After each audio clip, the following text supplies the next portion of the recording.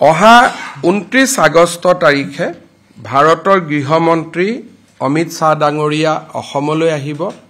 ৰাতিপুৱা আমি নতুনকৈ নিৰ্মাণ কৰি উলোৱা ৰাজভৱন বা অসমৰ নতুন ৰাজভৱনটো তেখেতে আনুষ্ঠানিকভাৱে মুকলি কৰিব।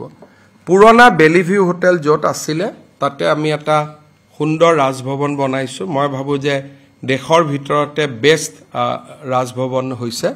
আপোনালোকে কেতিয়াবা তাক চাবও পাৰিব। মই যোৱা দিনাখন মাটি লৈ যাম আপোনালোকক ইনগ্ৰেচনৰ আগতে। ৰাতিপুৱা তেখেতে আমাৰ ৰাজভৱন আনুষ্ঠানিকভাৱে মুকলি কৰিব।